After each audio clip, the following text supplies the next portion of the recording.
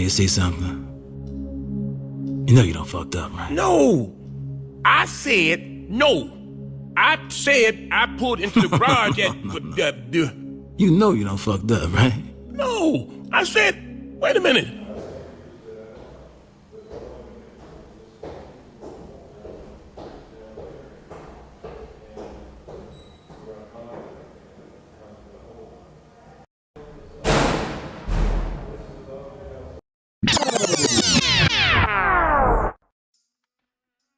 You see, a lot of people think that going broke is the worst thing that could happen to them. But I can name you 3 things that are worse than that: being in death, dying, and going to jail. Now, the story of Fetty Wap is the reason why you can't bring the hood with you once you reach a certain point of your life. It's just impossible to have those kind of people around you. You see, Fetty Wap had the craziest run in the hip hop history in a span of 2 years. The guy had nothing but hits. Every song he dropped was a hit. Every single song was on the Billboard. Dude was so hot. The guy was running so hot, Drake had to take a break from dropping music in 2015 just to let him get his shine on. No one was competing with the guy. The second he came out, every song was a hit. In the span of 2 years, the guy made $30 million and lost it all by the following year, which is crazy. Apparently, spending was an addiction for him. He didn't just spend for himself. Everyone around him was helping him spend. He walks into a store, buy one pair for him and one pair for everybody else, spending massive amount of money on other people's stuff, which is crazy. Another case of why you can't bring the hood with you when you get to a certain point. The guy was basically the neighborhood Superman, saving everybody, basically. Instead of telling all these motherfuckers to go get a job, he was the job. He was paying them on a daily basis, buying them stuff. Not to mention, the guy had apartments all over the place. Why? And his reasoning for that was, he don't like hotel rooms. He likes privacy. Nigga, why? Now, people around you should already knows that. People around you. See, that's why, and half the people around him that he's feeding, right?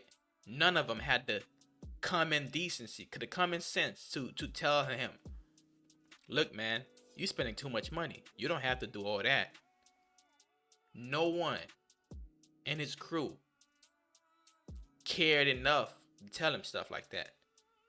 All they cared for was, oh, he's paying me, he's buying me stuff.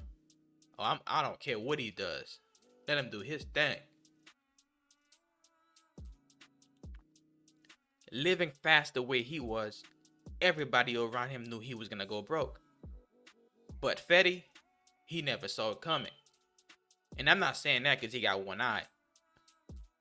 No offense, but he never saw it coming. Until 2017 comes. And his bank account went from $22 million to negative 100,000. Now that is crazy. His music wasn't selling like he used to. He went from getting 300K per show to 40K per show.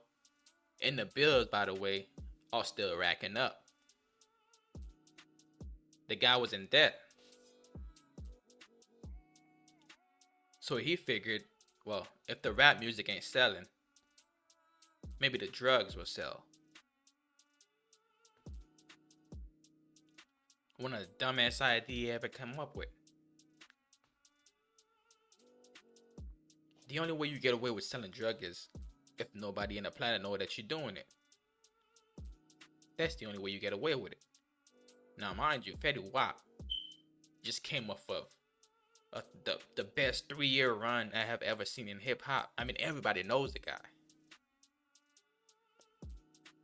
So what the hell, right? It's like how can a guy like that move drugs when everybody know your face, right? Well, he didn't think of that. So the guy got desperate and started selling mad dope. He started selling mad dope. Heroin, fentanyl, coke. I mean, you name it. The guy didn't just go and start selling weed. I'm talking about he went for the hard stuff. You know what I'm saying? He trying to make all his millions back in like a year or so, whatever it is. He really trying to get his millions all back at once. And sure enough, it didn't take long for him to get caught. So in October 28, 2021, the guy was set to perform at a Rolling Loud concert in New York. And the cops just pulled up on him, arrested him on a conspiracy charge to distribute drugs. And he wasn't the only one arrested. It was him and 5 other guys that was with him at the time. And out of the 5 other guys, there was a guy named Brian Sullivan. And I believe that's the guy that told on him. I bring this guy's name up because that guy, Brian, was an informant. You see, earlier that year, he was arrested and picked up on drug charges and was released with all charges dropped. So basically, the feds, whatever he told them, the feds basically placed him back into Fetty's camp with a wiretap on him just to get the evidence. And the evidence they got. So when they pulled up at Rolling Loud, they already knew what was going on. The cops had so many details, they knew exactly what these guys were doing. They knew where they was getting the drugs from. They knew how they were transporting the drugs. They knew where they were distributing the drugs. I mean, every piece of details and evidence was already there in place. I mean, it doesn't take a rocket scientist to figure out that there was an informant in the crew. And that Brian Sullivan guy is likely the main suspect. And one thing about cases like these are the cops would never give up an informant unless the case go to trial. And this case has no chance of going to trial. Because if Fetty Wap goes to trial with this case, he's getting a whole life sentence. He's getting 25 to life. There's no coming back. So I highly doubt that he's going to take this one to trial. They got all the evidence on him. I mean, once the cops ran through with the search warrant, they found 1.5 million in cash, 16 kilo of coke, 2 kilo of heroin, a whole bunch of fentanyl pills. I mean, the guy got that's a big case in New York. That's a big case.